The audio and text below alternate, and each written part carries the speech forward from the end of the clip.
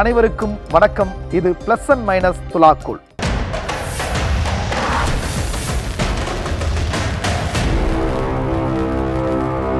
ஒவ்வொரு வாரமும் திரையை தொடுகிற திரைப்படங்களை ஒரு தராசுல வச்சு அதில் இருக்கிற பிளஸ் என்ன மைனஸ் என்ன அப்படிங்கிற விஷயத்தை தொடர்ந்து சில வாரங்களாக நம்ம பார்த்துக்கிட்டு இருக்கோம். நாம் திரையரங்கத்திற்கு சென்று பார்க்கிற திரைப்படம் நம் மனசுக்குள்ள ஒரு ஆழமான அதிர்வை ஏற்படுத்தினால் அது நல்ல திரைப்படம் அப்படிங்கிற ஒரு நம்பிக்கை இருக்குது. ஆனால் எல்லா திரைப்படங்களும் ஒரு ஆழமான ஒரு ஆத்மார்த்தமான அதிர்வை ஏற்படுத்தணும் அப்படின்லாம் எந்த விதமான சட்டமும் அவசியமும் இல்லை.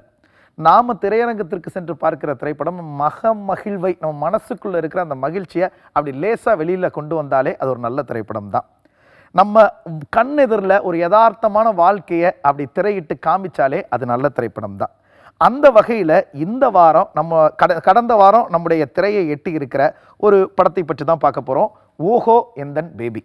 அந்த படத்திற்கு என்ன ப்ளஸ்ஸு, அந்த படத்தில் இருக்கிற மைனஸ் என்ன, அந்த படத்திற்கான நட்சத்திர மதிப்பீடுகள் என்ன அப்படிங்கிறத இந்த வார எபிசோடில் நம்ம பார்த்துருவோம்.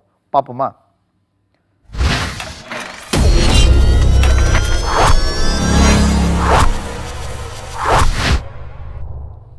இந்த படத்தினுடைய ஒன்லைனர் என்ன அப்படின்னா ரொம்ப சிம்பிள் தான். ஒரு இளம் காதல் ஜோடி, அவர்களுடைய உறவு சார்ந்த விஷயங்கள், அவங்களுடைய ரிலேஷன்ஷிப்பில் இருக்கிற பிரச்சனைகளை எல்லாம் இந்த படம் கொஞ்சம் இன்டெப்த்தாக டீல் பண்ணுது அப்படின்னு சொல்லலாம். காதல் அப்படின்னா நானாகத்தான் இருப்பேன், என்னுடைய தவறுகளையும் சேர்த்து ஏற்றுக்கொள்வது தான் ஒரிஜினல் காதல், உண்மையான காதல்னு நம்புகிற கதாநாயகனும், காதல் அப்படின்னா தன்னுடைய தவறுகளை எல்லாம் விட்டுட்டு புது மனிதனாக மாறி அந்த காதலை அணுகணும்னு நினைக்கிற ஒரு காதலியும் இந்த படத்தில் ரிலேஷன்ஷிப்பில் இருக்காங்க. அவர்களுக்குள்ள சில பிரச்சனைகள் வருது. இறுதியில் அவங்க ரெண்டு பேரும் இணைந்தார்களா இல்லையா அப்படிங்கிறது தான் இந்த படம் சொல்ல வர கதை. படத்தினுடைய முதல் ப்ளஸ் யார் அப்படின்னா நடிகர் விஷ்ணு விஷால் அவர்கள் தான். இந்த படத்தில் அவருடைய தம்பி ஓன் பிரதர் ருத்ரா அவர் தான் கதாநாயகனாக அறிமுகமாகிறார். இந்த படத்தை பொறுத்த வரைக்கும் திரையிலையும் சரி திரைக்கு பின்னாலேயும் சரி ஒரு பெரிய மெனக்கெடலை விஷ்ணு விஷால் அவர்கள் கொடுத்திருக்கிறார். தம்பிக்காக இந்த ப்ரொமோஷன்ஸ் எல்லாம் இந்த மெனக்கெடெல்லாம் அவர் கொடுத்துருக்கிறாரா அப்படின்னா அதை தாண்டி இந்த படத்தின் மீது இந்த கதையின் மீது அவருக்கு ஏதோ ஒரு ஈர்ப்பு இருந்திருக்கு அப்படிங்கிறத திரையில் அவருடைய பெர்ஃபார்மன்ஸஸ் எல்லாம் பார்க்கும் பொழுது நம்மளால் யூகிச்சிக்க முடியுது. இந்த படத்தில் அவர் வர காட்சிகள் எல்லாமே ரொம்ப இன்ட்ரெஸ்டிங்காக சீன் பண்ணியிருக்காங்க. எல்லா காட்சிகளுமே ரொம்ப சுவாரஸ்யமாக அமைக்கப்பட்டிருக்கிறதுனால அவர் வர எல்லா சீக்வன்ஸ்லையுமே மக்கள் ரசிக்கிறாங்க, கைத்தட்டுறாங்க, சிரிக்கிறாங்க. பொதுவாக இந்த படத்தை பொறுத்த வரைக்கும் திரையிலையும் சரி திரைக்கு பின்னாலேயும் சரி விஷ்ணு விஷால் அவர்களுடைய இருப்பு நிச்சயமாக இந்த படத்தினுடைய முதல் பிளஸ்ஸாக மாறி நிற்கிறது.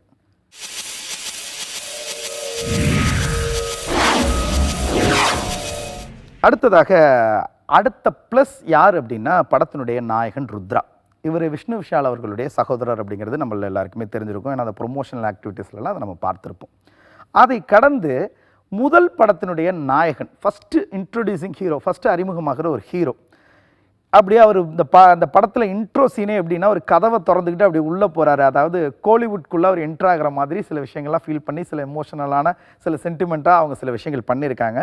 பட் அதெல்லாம் கடந்து நடிப்புன்னு எடுத்துக்கிட்டோம் அப்படின்னா ஒரு நல்ல பெர்ஃபார்மராக இவர் தெரிகிறார். அப்படி ஆக்ஷன் காட்சிகள் இல்லை லவ் ரொமான்ஸ் அதெல்லாம் தாண்டி க்ளோஸ்அப் காட்சிகளில் இவருடைய ரியாக்ஷன்ஸ் இருக்கு இல்லையா, அது நிஜமாகவே ஒரு புதுமுக நாயகன் மாதிரி இல்லை, ஒரு பக்குவப்பட்ட ஒரு நடிகனுடைய முகபாவங்களை அவர் இந்த க்ளோஸ்அப் காட்சிகளில் நமக்கு வெளிப்படுத்துகிறார். அதை தாண்டி இந்த படத்திலேயே ஒரு பள்ளி மாணவனா, ஒரு கல்லூரி மாணவனா, அதை தாண்டி எப்படியாவது ஒரு படத்தை டைரக்ட் பண்ணிடணும் அப்படிங்கிற ஒரு ஆஸ்பைரிங் அசிஸ்டன்ட் டைரக்டரா, அப்படி 3 படிநிலைகளில் அவருடைய கதாபாத்திரம் கட்டமைக்கப்பட்டிருக்கு. அந்த எல்லா படிநிலைகள்லையும் ஒரு முதிர்ச்சியான நடிப்பை வெளிப்படுத்திய விதத்தில் இவர் எதிர்காலத்தில் ஒரு நல்ல நடிகராக வருவதற்கான வாய்ப்பு இருக்குது அப்படிங்கிறது அவருடைய நடிப்பில் தெரியுது. அவருடைய நடிப்பும் இருப்பும் நிச்சயமாக ஓஹோ எந்தன் பேபிக்கு ஒரு ப்ளஸ். அவருடைய நடிப்பு நிச்சயமாக இந்த ஓஹோ எந்தன் பேபியை மக்கள் மனசில் ஒரு படி மேலே ஏற்றி வைக்குது அப்படிங்கிறதுல மாற்று கருத்து இல்லை.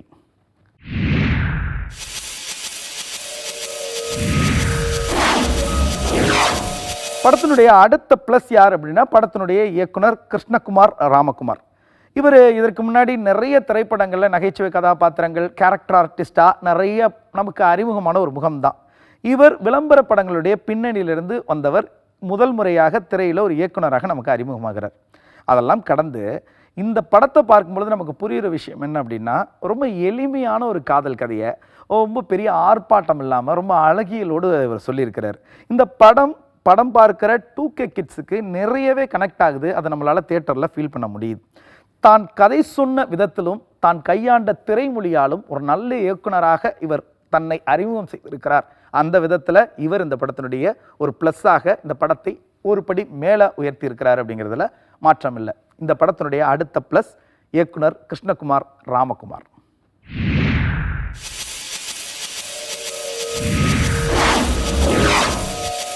இந்த படத்தினுடைய அடுத்த ப்ளஸ் யார் அப்படின்னா இயக்குனர் மிஷ்கின். அவர் இந்த படத்தில் நடிச்சிருக்காரு. எப்படின்னா ஒரு இயக்குனராகவே நடிச்சிருக்காரு, மிஷ்கினாகவே அவர் இந்த படத்தில் நடிச்சிருக்கிறார். இவர் வருகிற காட்சிகள் எல்லாமே ரொம்ப அழகாக வடிவமைக்கப்பட்டிருக்கு. ரொம்ப அதனுடைய வசனங்கள்ல இருந்து அந்த காட்சி பொருந்தி இருக்கிற விதம், அந்த வசனங்கள் மக்கள் மனசில் கொடுக்குற அந்த ஹியூமர், இது எல்லாமே ஒரு சேர இவர் வர காட்சிகளை ரொம்ப இன்ட்ரெஸ்டிங்கான ஒரு சுவாரஸ்யமான காட்சிகளாக மாற்றுது அப்படிங்கிறதுல மாற்று கருத்தே இல்லை. ஒரு காதல் குறித்த இவருடைய பார்வை, காதல் குறித்த இந்த காலத்து இளைஞர்களுக்கு இவர் சொல்லணும்னு நினைக்கிற அறிவுரைகள் எல்லாமே படத்தில் அங்கங்கே கரெக்டாக பர்ஃபெக்டாக பிளேஸ் ஆகிருக்கிறதுனால இவர் இருக்கிற எல்லா காட்சிகளும் ரொம்ப நல்ல காட்சிகளாக, ரொம்ப சுவாரஸ்யமான காட்சிகளாக ரசிகர்களுக்கு தெரியுது. அந்த வகையில் மிஷ்கின் அவர்களுடைய இருப்பு இந்த படத்திற்கு இன்னொரு ப்ளஸ்.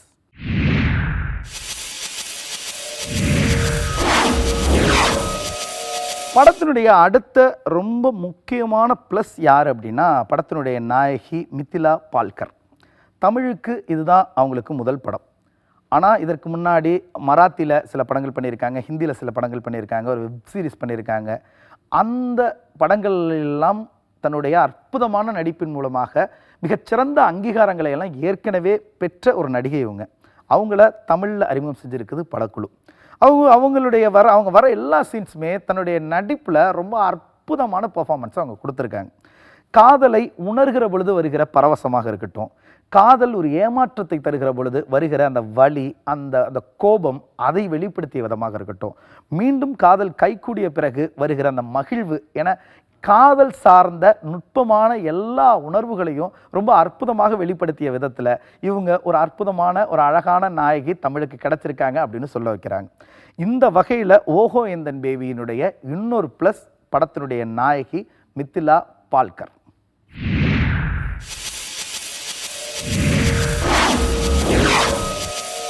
ஒரு திரைப்படத்தினுடைய கதையை எழுத துவங்குகிற பொழுது அந்த வெற்றி காகிதத்தில் வைக்கிற அந்த முதல் புள்ளியிலிருந்தே அந்த படத்திற்கான வெற்றிக்கான முயற்சி துவங்கி விடுகிறது அப்படின்னு தான் சொல்லணும். அதன் பிறகு அந்த கதையினுடைய காட்சிகளை உருவாக்கி அந்த காட்சிகளை திரைப்படமாக மாற்றி அதன் பிறகு அதற்கு ஒளி சேர்த்து பற்பல வேலைகளை செஞ்சு தான் ஒவ்வொரு திரைப்படமும் திரையை எட்டுது. அப்படி திரையை எட்டுகிற எல்லா திரைப்படங்களுக்கு பின்னணியிலும் ஒரு பிரம்மாண்டமான மனித உழைப்பு இருக்குது அப்படிங்கிறத நம்மளால மறுக்கவே முடியாது. அப்பேற்பட்ட உழைப்போடு வெளிவருகிற எல்லா திரைப்படங்களும் மக்களை ரசிக்க வச்சிருதா அப்படின்னா நிச்சயமா இல்லை. காரணம் அந்த திரைப்படங்கள்ல இருக்கிற ஒரு சில மைனஸ். அந்த வகையில் ஓஹோ எந்தன் பேபி திரைப்படத்தில் என்னென்ன மைனஸ் இருக்கு அப்படிங்கிறத இப்போ நம்ம பார்க்கலாம். படத்தினுடைய முதல் மைனஸ் என்ன அப்படின்னா படத்தை பார்க்கிற பொழுது நமக்கு அந்த படத்தினுடைய அடுத்தடுத்த காட்சிகள் என்ன என்பதை ரொம்ப எளிதில் ப்ரெடிக்ட் பண்ணிட முடியுது. படத்தினுடைய நாயகன் எப்போ காதலில் விழுவார், அந்த காதல் எப்போ பிரச்சனையை துவக்கும், அந்த காதலினுடைய பிரச்சனை எப்படி விஸ்வரூபமாக மாறும், எந்த இடத்துல ரெண்டு பேரும் திரும்ப சேருவாங்க அப்படிங்கிறது வரைக்கும் ஒரு சாதாரண பார்வையாளனே ரொம்ப எளிதில் கணிக்க முடிந்த அளவுக்கு ரொம்ப பலவீனமான காட்சி அமைப்புகள் இருக்கு இல்லையா, அது இந்த படத்தினுடைய ரொம்ப முக்கியமான மைனஸ். இந்த கதை எழுதப்பட்ட விதமே ரொம்ப வீக்காக இருக்குதோ அப்படின்னு இந்த படத்தை பார்க்கும் பொழுது நமக்கு தோணுது. ஸோ இந்த படத்தினுடைய ரைட்டரான இயக்குனர் கிருஷ்ணா இந்த படத்திற்கு மைனஸாக மாறி இந்த படத்தை மக்கள் மனசிலிருந்து ஒரு படி கீழே இருக்கிறார். படத்தினுடைய அடுத்த மைனஸ் யார் அப்படின்னா படத்தினுடைய இசையமைப்பாளர்கள் வெட்சங்கர், ஜென் மார்ட்டின் ரெண்டு பேர் சேர்ந்து இந்த படத்திற்கான பாடல்களை கொடுத்துருக்குறாங்க. இப்படியான ஒரு இளமை ததும்புகிற ஒரு காதல் திரைப்படத்தில் பாடல்கள் எப்படி இருக்கணும், அட்லீஸ்ட் படத்தில் ஒரு 2 அல்லது 3 பாடல்களாவது மிகப்பெரிய ட்ரெண்டிங் சாங்ஸாக மாறி இருக்கணுமா இல்லையா? இளம் ரசிகர்களுடைய மனசில் ஆட்சி செய்கிற ஒரு பாடல்களாக அந்த பாடல்கள் அமைஞ்சிருக்கணுமா இல்லையா? அதற்கான எந்த முயற்சிகளுமே இந்த படத்தினுடைய பாடல்களில் இல்லை அப்படின்னு பார்க்கும்போது தோணுது. 10ல் 11 ஏனோ தானோன்னு போடப்பட்ட பாடல்கள் மாதிரி தான் எல்லா பாடல்களும் கேட்கும்போது நமக்கு தோணுது. படத்தை பார்க்கிற பொழுது அந்த பாடல்கள் நமக்குள்ள எந்த விதமான அதிர்வையும் ஒரு இம்ப்ரெஸையும் பண்ணாமல் அப்படியே கடந்து போகிறது படத்துக்கு ஒரு முக்கியமான மைனஸ். படத்தினுடைய இசையமைப்பாளர்கள் ஜென் மார்ட்டின் அண்ட் வெட்சங்கர் படத்திற்கு மைனஸாக மாறி பாடல்களை சரியாக மக்களுக்கு கொடுக்காததால் இந்த படத்தை மக்கள் மனசுல இருந்து ஒரு படி கீழே இறக்குறாங்க அப்படிங்கிறத நம்ம ஒத்துக்கிட்டு தான் ஆகணும்.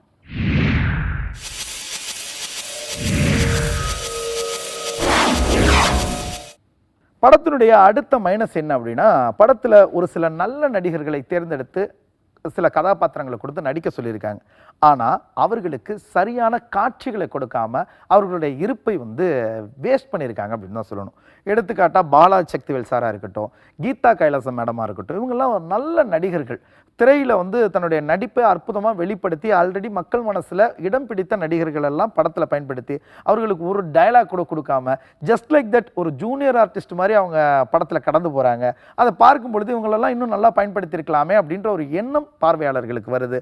அது நிச்சயமாக படத்துக்கு ஒரு பெரிய மைனஸாக மாறி நிற்குது. அந்த வகையில் இந்த படத்தினுடைய மைனஸாக இந்த விஷயத்தை நம்ம சொல்லி தான் ஆகணும். அதற்கு காரணமான இயக்குனர் இந்த படத்தை ஒரு படி மக்கள் மனசிலிருந்து கீழே இறக்கிறார்.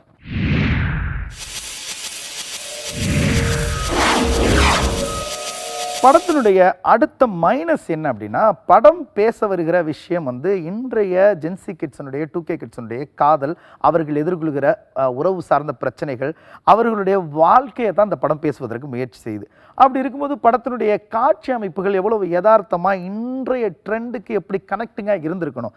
பட் படத்தினுடைய காட்சிகள் பல இடங்களில் பார்ப்பதற்கு ரொம்ப பிளாஸ்டிக்காக இருக்குது.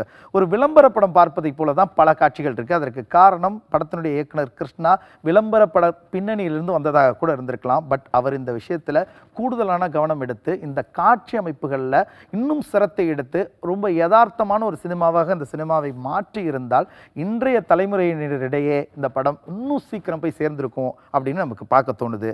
அதை இவர்கள் செய்ய தவறியதால் இந்த செயற்கையான காட்சி அமைப்புகள் மக்கள் மனசிலிருந்து இந்த படத்தை ஒரு படி கீழே இறக்குவதை தவிர்க்கவே முடியல.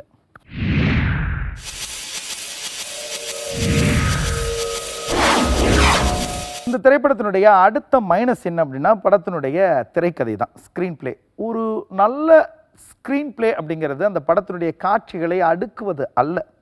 மாறாய் திரைப்படத்தை பார்ப்பதற்காக திரையரங்கத்தில் அமர்ந்திருக்கிற அந்த பார்வையாளனை அந்த சீட்டினுடைய நுனிக்கு கொண்டு வரணும். அந்த திரைக்கதை அடுத்து என்ன காட்சி வரப்போகுது, ஐயோ ஐயோ இப்படி ஆயிடுச்சு, அடுத்து என்ன காட்சி, அடுத்து என்ன காட்சின்ற ஒரு கியூரியாசிட்டியை அந்த திரைக்கதை ஏற்படுத்தணும். ஆனால் இந்த முழு படத்திலும் அப்படியான ஒரு முயற்சி இருந்ததாக தெரியல. ஃபர்ஸ்ட் ஹாஃப்லையும் சரி, செகண்ட் ஹாஃப்லையும் சரி, அடுத்து என்ன காட்சி வரப்போகுது, அடுத்து என்ன காட்சி வரப்போகுது அப்படிங்கிற ஒரு எதிர்பார்ப்பு பார்வையாளர்களுக்கு முழுசாவே இல்லை அப்படின்னு தான் நம்ம சொல்லி ஆகணும். இன்றைய இளைஞர்கள் எப்படி லவ் பண்ணுறாங்க, அவங்களுடைய ரிலேஷன்ஷிப்பில் இருக்கிற பிரச்சனைகளை எல்லாம் பேசணும் அப்படின்னு ஒரு கதைக்களத்தை கையில் எடுத்துக்கொண்ட இயக்குனர் கிருஷ்ணா அதற்கு ஒரு வலுவான திரைக்கதை அமைக்க தவறியதால் வலுவிழந்த திரைக்கதை இந்த படத்தினுடைய ஒரு மைனஸாக மாறி நிச்சயமாக மக்கள் மனசிலிருந்து ஒரு படி இந்த படத்தை கீழே இறக்குது அப்படிங்கிறத மறுக்கவே முடியாது.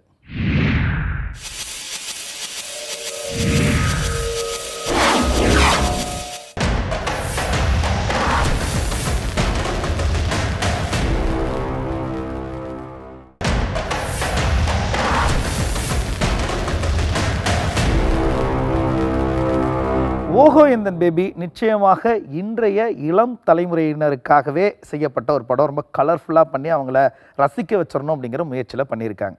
இந்த படத்தினுடைய ப்ளஸ்ஸாக நம்ம முக்கியமாக சொல்லணும்னு நினைக்கிற ஒரு விஷயம் என்ன அப்படின்னா, இந்த படத்தில் வர வசனங்கள். இன்றைக்கு இருக்கிற ஜென்சி கிட்ஸ் ஒரு ரிலேஷன்ஷிப் எப்படி டீல் பண்ணுறாங்க, அந்த காலத்தில் இருந்தது லவ்வர்ஸ், பெஸ்டி, ஃப்ரெண்ட்ஸ், இந்த உறவுகளை தாண்டி புதிய புதிய உறவுகளுக்கு இவர்கள் என்னென்ன பெயர்கள் வச்சுருக்காங்க, எப்படி புதிய புதிய உறவுகளை அவங்க அணுகிறாங்க அப்படிங்கிறத நிறைய வசனங்களில் வச்சு ரொம்ப ட்ரெண்டுக்கு நிறைய விஷயங்களை அவங்க பண்ணியிருக்காங்க. அது இந்த படத்தினுடைய ப்ளஸ். வசனங்களில் ட்ரெண்டிங்கான பல விஷயங்களை வச்சுருந்தாலும் படத்தினுடைய அடிநாதமான கதை 80களில் வந்த சாதாரண வழக்கமான காதல் கதையை போலவே இருப்பது படத்தினுடைய மைனஸ். படத்தில் இன்னொரு முக்கியமான மைனஸ் பிரச்சனை என்ன அப்படின்னா, படத்தின் கதாநாயகன் ருத்ராவை ஒரு நல்ல ஹீரோவாக இந்த இண்டஸ்ட்ரிக்கு அறிமுகப்படுத்தணும் அப்படிங்கிற முயற்சியில் தான் இந்த படத்தை துவங்கியிருக்காங்க. அப்படி இருக்கும்போது அவரை சுற்றி இருக்கிற பல்வேறு கதாபாத்திரங்கள் இருக்காங்க இல்லையா, அவங்கெல்லாம் இன்னும் நல்ல மக்களுக்கு அறிமுகமான முகங்களாக இருந்திருந்தால் நமக்கு பார்க்கும் பொழுது இன்னும் ஒரு பெட்டர் எக்ஸ்பீரியன்ஸ் கிடச்சிருக்கும் அப்படின்னு தோணுது. படத்தில் கிட்டத்தட்ட எல்லாருமே புதிய முகங்கள். அவங்க நம்ம மனசுக்குள்ளே வந்து கனெக்ட் ஆகிறதுக்கே பாதி படம் அப்படியே முடிஞ்சிருது. சில கதாபாத்திரங்கள் படம் முடிஞ்சதற்கு பிறகு கூட நமக்கு கனெக்ட் ஆகாமலே நம்மளை கடந்து போயிடுறாங்க. அந்த விஷயத்தில் அவங்க கொஞ்சம் கவனம் எடுத்திருக்கலாம். கவனம் எடுக்காமல் எல்லாமே கிட்டத்தட்ட புதுமுகங்களாக போட்டது படத்தினுடைய மைனஸ்.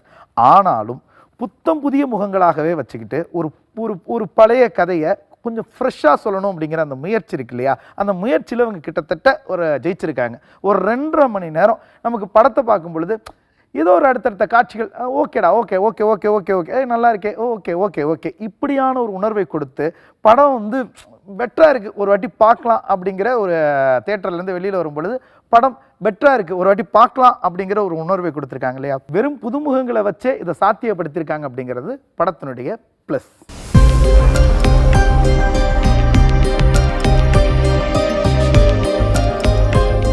படத்தினுடைய முக்கியமான ப்ளஸில் நம்ம சொல்லணும் அப்படின்னா, நடிகர்கள் விஷ்ணு விஷால் இருக்கட்டும், கிங்ஸ்லியாக இருக்கட்டும், இயக்குனர் மிஷ்கினாக இருக்கட்டும், நடிகர் கருணாகரனாக இருக்கட்டும், அவங்க வருகிற எல்லா காட்சிகளுமே ரொம்ப ரசிக்கும்படியாக இருக்குது. அவர்கள் வருகிற காட்சிகளில் தான் மக்கள் சிரிக்கிறாங்க, ரசிக்கிறாங்க. அவர்களுடைய இருப்பு இந்த படத்துக்கு ஒரு ப்ளஸ்.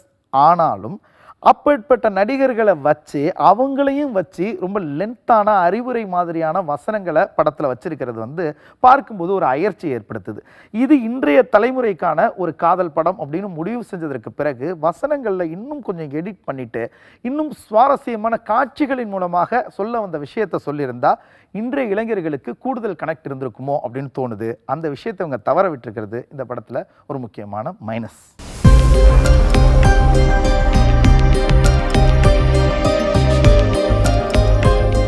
2K கிட்ஸுக்காக ஒரு லவ் ஸ்டோரி அப்படின்னு முடிவு பண்ணதுக்கு பிறகு அவர்களுடைய வாழ்வியல், அவர்கள் எதிர்கொள்கிற பிரச்சனை, உறவு சார்ந்து அவர்களுடைய குழப்பங்கள் இதை மட்டுமே டீல் பண்ணியிருந்தாலே போதுமானது தான். ஆனால் இந்த படத்தினுடைய குழு என்ன முடிவு பண்ணியிருக்காங்க அப்படின்னா, முந்தைய தலைமுறையும் தேட்டருக்குள்ளே கூப்பிடணும் அப்படிங்கிறதுக்காக கணவன் மனைவிக்கு இடையே இருக்கிற பிரச்சனைகளையும் நம்ம டீல் பண்ணணும்னு நினச்சிருக்காங்க. ஆனால் சரியாக அதை டீல் பண்ணாமல் பல இடங்களில் திணறி இருக்காங்க. முந்தைய தலைமுறைக்கு இடையேயான உறவுகளில் என்ன ரிலேஷன்ஷிப் பிரச்சனை இருக்குது, அதை எப்படி அட்ரஸ் பண்ணணும்னு ஒரு ப்ராப்பர் கிளாரிட்டி இல்லாமல் பல காட்சிகள் இருப்பது இந்த படத்தினுடைய ஒரு முக்கியமான மைனஸ். ஆனாலும் இந்த படத்தை பொறுத்த வரைக்கும் இது இன்றைய 2K கிட்ஸுக்கான படம் தான். இந்த படத்தில் அவங்க நினச்சிருந்தா நிறைய ஆபாசமான காட்சிகளை வச்சுருந்துருக்கலாம், ஆபாசமான இரட்டை அர்த்த வசனங்களை வச்சுருந்துருக்கலாம். ஆனால் அதெல்லாம் எதுவுமே இல்லாமல் ஒரு க்ளீனான ஒரு அழகான ஒரு காதல் திரைப்படமாக மக்கள் மத்தியில் இதை ப்ரெசென்ட் பண்ணியிருக்காங்க. ப்ரெசென்ட் பண்ண விதத்தில் இன்றைய தலைமுறை மட்டுமல்ல, குடும்பமாக எல்லாருமே சேர்ந்து பார்க்கிற ஒரு நேர்த்தியான ஒரு திரைப்படமாக கொடுத்த விதத்தில் இந்த குழுவை நம்ம பாராட்டி ஆகணும். இது இந்த படத்தினுடைய ஒரு முக்கியமான ப்ளஸ்.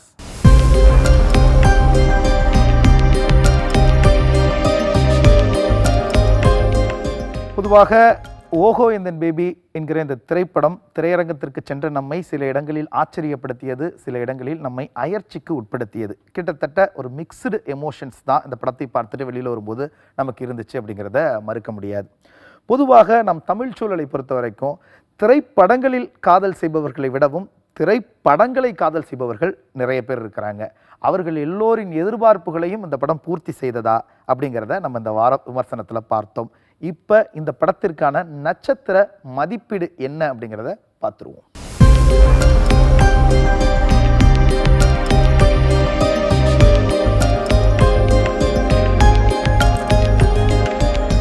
ஓஹோ எந்தன் பேபி திரைப்படத்திற்கு நம்முடைய தூண் வழங்கி இருக்கிற நட்சத்திர மதிப்பீடு 3. ஒரு திரைப்படத்தை சாதாரண ரசிகனின் கண்ணோட்டத்தோடு பார்ப்பது என்பது மகிழ்ச்சி, ஒரு விமர்சன கண்ணோட்டத்தோடு பார்ப்பது என்பது பெருமகிழ்ச்சி. அந்த பெருமகிழ்ச்சியோடு இந்த வாரம் உங்களிடமிருந்து விடைபெறுகிறோம். மீண்டும் அடுத்த வாரம் வேறொரு திரைப்படத்தோடும் அந்த திரைப்படத்தில் இருக்கிற ப்ளஸ் என்ன மைனஸ் என்ன, அந்த படத்திற்கு நட்சத்திர மதிப்பீடு என்ன அப்படிங்கிற தகவல்களோடும் உங்களை வந்து சந்திக்கிறோம். அதுவரையில் உங்களிடமிருந்து விடைபெறுகிறோம். இது ப்ளஸ் அண்ட் மைனஸ் துலாக்கோல். நேயர்கள் அனைவருக்கும் நன்றி, வணக்கம்.